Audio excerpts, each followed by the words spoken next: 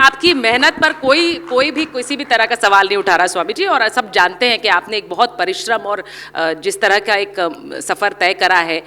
एक सुचरिता दी, देखो प्रश्न 1000 पूछो, मैं हर प्रश्न का उत्तर देने में सक्षम हूं, क्योंकि मुझे वो दृष्टि मिली अपने पूर्वजों से, वेदों से। लेकिन एक बात कहता हूं, जो लोग मेरी आलोचना करते हैं उनसे पूछो कि स्वामी रामदेव 3 बजे, और वो जानते हैं, आप पूछो कि वो भी एक बात कहेंगे, ये आदमी 3 बजे से लेकर के रात 3 AM to 10 PM आदमी रोज इतनी मेहनत करता है, 1 ग्राम भी अपनी चर्बी नहीं बढ़ने देता, कभी भी इसने विश्राम नहीं किया, चरे काम तो अच्छा ही कर रहा है, लेकिन इसका जो थॉट प्रोसेस है वो थोड़ा हमसे मेल नहीं खाता है। ये तो चलता है ना दुनिया में, सब तो भगवान राम जी से भी सहमत नहीं थे, भगवान कृष्ण जी से भी सहमत नहीं थे, तो जो सहमत नहीं है वो अपने ऐसी तैसी कराए, हम अपना काम कर रहे हैं। यहाँ पर क्योंकि बहुत से ऐसे लोग हैं जो जानते हैं, जो व्यक्तिगत रूप से जानते हैं आपकी मेहनत के बारे में। यहाँ पर स्वामी चिदानंद जी बैठे हुए हैं, स्वामी हमारा 30 सालों से ज्यादा का साथ है पूज्य महाराज, दोनों महापुरुषों के साथ, पूज्य अवधेशानंद जी, पूज्य चिदानंद मुनि जी, और वो सब लोग आपकी मेहनत को जानते हैं, आपका परिश्रम को जानते हैं।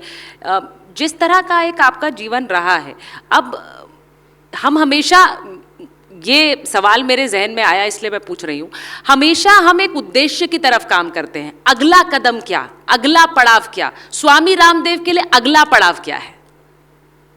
देखो, मेरे जीवन का उद्देश्य न सत्ता है, न संपत्ति है, न कोई सम्मान है। मुझे बहुत प्रकार से राजनीति के लिए कई बार कहा गया है, कभी बोले इस प्रदेश का मुख्यमंत्री बन जाओ, किसी ने कहा कि आप तो जो है आप नहीं जाते तो 10-20 लोग अपने राज्यसभा में भेज लो, किसी ने कहा कि ये कर लो, वो कर लो, राजनीतिक पार्टी बना। आपने कभी सोचा चुनाव लड़ूंगा मैं? कभी आया है? कभी सपने में भी नहीं सोचा। 2 चीजों के बारे में सपने भी नहीं सोचा, एक तो ब्याह कराने का नहीं सोचा।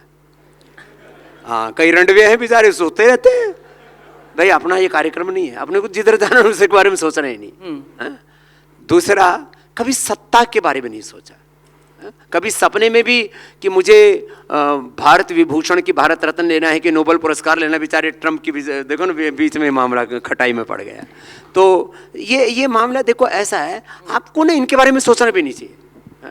ये हमारे वीना आर्य जी बैठे हैं, तो हमारे जब हम गुरुकुल में पढ़ा करते थे ना, तब से जानते हैं हमारे गुरुजी के समय से हमने कभी सपने देखे ही नहीं इस तरह के।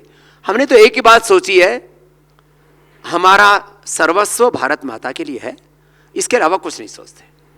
क्या सोचना, ये जीवन अनादिकाल से चला रहा, अनंत काल तक चलने वाला एक प्रभु का एक वरदान है, उपहार है, इसका उपहास न उड़ाएं। जीवन का तिरस्कार करते हैं जो जीवन अपने शरीर का, अपने इंद्रियों का, अपने मन का, बुद्धि का, सामर्थ्य का सदुपयोग नहीं करते। तो मैं तो सोचता हूं मेरा शरीर का रोम रोम इस भारत माता के लिए, मेरा ज्ञान, मेरी भक्ति, मेरी शक्ति, जो भी मेरे पास विद्या, विभूति, ऐश्वर्य है, सब कुछ इस भारत माता के लिए। दूसरा जीवन में कोई सपना ही नहीं। मुझे किसी की प्रसन्नता के लिए, किसी व्यक्ति की प्रसन्नता के लिए तो जीना नहीं। हमें तो पारमार्थिक दृष्टि से भगवान की प्रसन्नता के लिए जीना है, और व्यवहारिक दृष्टि से इस भारत माता को परम वैभवशाली बनाना।